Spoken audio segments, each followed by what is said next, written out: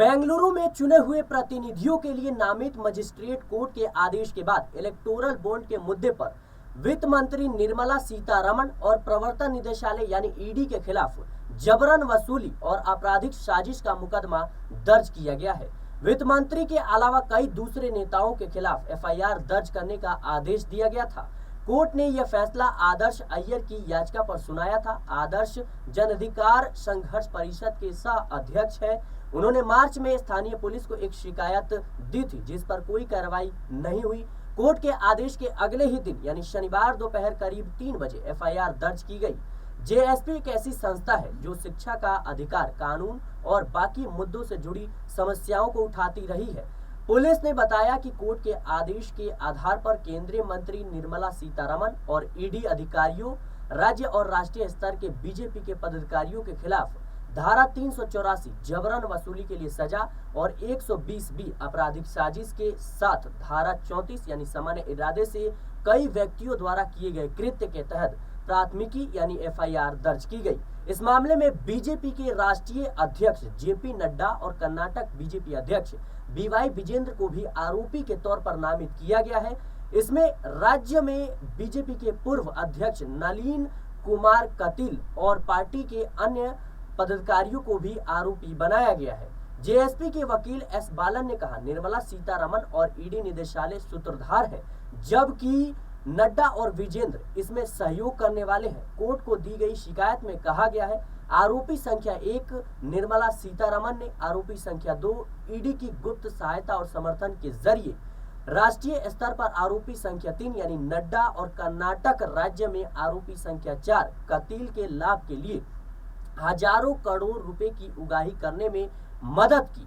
शिकायत में कहा गया है आरोपी यानी निर्मला सीतारमण ने विभिन्न कॉर्पोरेट्स और उनके सीईओ, एमडी आदि के यहाँ छापा मारने, जब्ती करने और गिरफ्तारियां करने के लिए ईडी की सेवाएं ली। आप बता दें कि निर्मला सीतारमण की ओर से की गई शुरुआत से आरोपी नंबर 2 यानी ईडी की छापेमारी के डर से कई कॉर्पोरेट्स और धन कुबेरों को कई करोड़ रुपए के चुनावी बॉन्ड खरीदने के लिए मजबूर किया गया, जिसे आरोपी नंबर 3 यानी जेपी नड्डा और आरोपी नंबर 4 यानी कतील ने भुनाया। शिकायत में 800 करोड़ रुपए इकट्ठा करने का दावा किया गया है। शिकायत में एल्युमिनियम और कॉपर्स की दिग्गज company messrs Sterlite and messrs Vedanta company का उदाहरण दिया गया है, जिन्होंने अप्रैल 2019, अगस्त 2022 और नवंबर 2023 के बीच 230.15 करोड़ रुपए इलेक्टोरल बॉन्ड के जरिए दिए।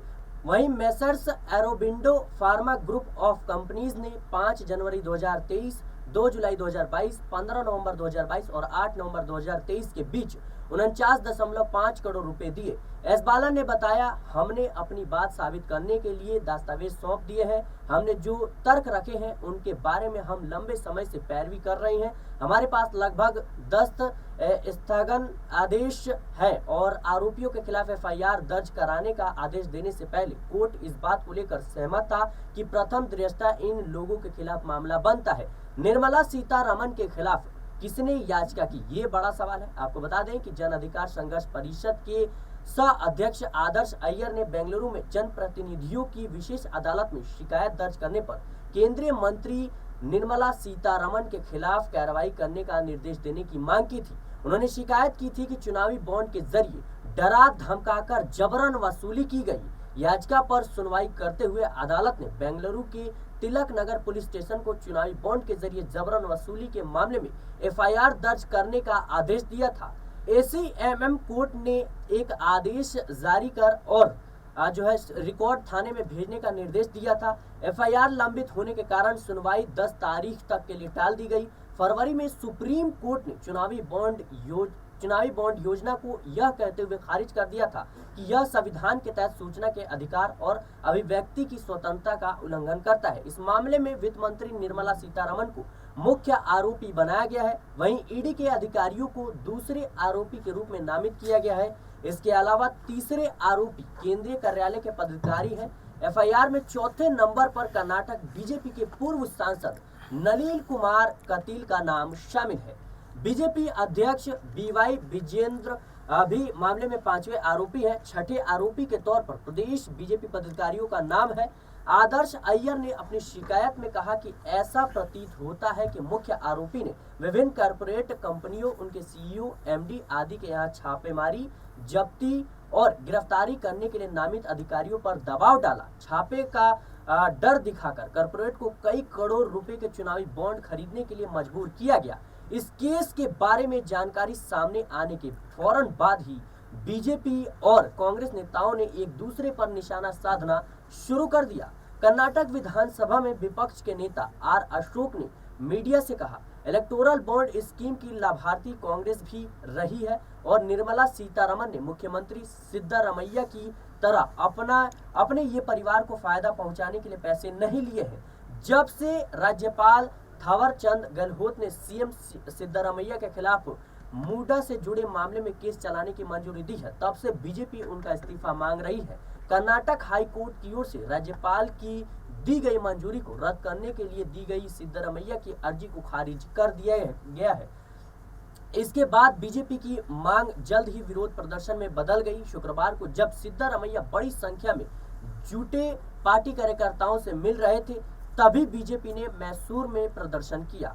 देर शाम मैसूर की लोकायुक्त पुलिस ने विशेष अदालत के निर्देशों में एफआईआर दर्ज की। निर्मला सीतारमण के खिलाफ सोमवार को एफआईआर दर्ज करने की संभावना थी, लेकिन इसे आज दोपहर ही कर लिया गया है। बीजेपी के एक नेता ने पहचान जाहिर न करने की शर्त पर बताया कि हम एफआईआर को रद्द करने की मांग को लेकर हाईकोर्ट में अपील करेंगे। दिलचस्प बात यह है कि सिद्धारमैया की लीगल टीम भी उनके खिलाफ एफआईआर को रद्द करने के लिए हाईकोर्ट का दरवाजा खटखटाने की तैयारी कर रही है। सोमवार को हाईकोर्ट में अपील दायर करने की आखिरी तारीख है, क्योंकि इसके बाद कोर्ट की छुट्टियां शुरू हो जाएंगी। फिलहाल जिस तरीके से देखा जाए तो भारतीय जनता पार्टी पर विपक्ष लगातार आरोप लगाता रहा है कि भारतीय जनता पार्टी एजेंसियों का दुरुपयोग कर तमाम कंपनियों को डरा धमका कर जबरन वसूली कर रही है, जिसके जरिए भारतीय जनता पार्टी को कई सौ करोड़ का लाभ हुआ है, जिसके जरिए पार्टी फंड में इजाफा हुआ है और कोर्ट के इस आदेश के बाद यह आरोप सिद्ध भी हो जाता है। फिलहाल देखना होगा आने वाले समय में निर्मला सीतारमण की मुश्किलें किस तरीके से बढ़ती है, क्योंकि विपक्ष जिस तरीके से आरोप लगाता रहा है भारतीय जनता पार्टी पर और भारतीय जनता पार्टी सीधे तौर पर सिरे से इस बात को खारिज करती रही है, लेकिन अब जिस तरीके से सच्चाई सामने आ रही है, कहीं ना कहीं इसमें भारतीय जनता पार्टी भी फंसती हुई नजर आ रही है। और सबसे पहले निर्मला सीतारमण पर जो एफआईआर दर्ज की गई, उसके बाद जो दूसरा आरोपी के तौर पर दर्ज किया गया उसमें ईडी का नाम है। ये वही ईडी है जो अरविंद केजरीवाल और तमाम विपक्ष के नेताओं के पीछे पड़ी हुई थी और जेपी नड्डा का नाम शामिल है। आपको बता दें, जेपी नड्डा भारतीय जनता पार्टी के राष्ट्रीय अध्यक्ष हैं और जिस तरीके से उनका नाम सामने आया है, कहीं ना कहीं अब कई सवाल खड़े करता है भारतीय जनता पार्टी की नीति और राजनीति पर, क्योंकि देखा जाए तो जिस तरीके से ईडी और सीबीआई विपक्ष के नेताओं के पीछे पड़ी हुई है, विपक्ष के नेताओं के खिलाफ जिस तरीके से मुकदमे दर्ज किए जा रहे हैं, कहीं ना कहीं सवाल उठता है कि क्या ईडी और सीबीआई को ये मुकदमा दिखा नहीं? क्या ईडी और सीबीआई की नजर इस इलेक्टोरल बॉन्ड पर नहीं थी कि किस तरीके से जबरन डरा धमका कर जबरन वसूली की जा रही है, उगाही की जा रही है? और अब ये मामला पूरी तरीके से कोर्ट में है, तो इस पर ज्यादा टिक्का टिप्पणी करने से हमें और आपको बचना चाहिए। आने वाले समय में और भी अपडेट्स होंगी। निर्मला सीतारमण किस तरीके से फंसती हुई नजर आएंगी और इसमें भारतीय जनता पार्टी अब किस तरीके से घिर गई है, ये तमाम रिपोर्ट्स हम देखेंगे। फिलहाल के लिए इस रिपोर्ट में इतना ही। देश और दुनिया की तमाम खबरों के लिए बने रहना नेशनल पॉलिटिकल बाइट।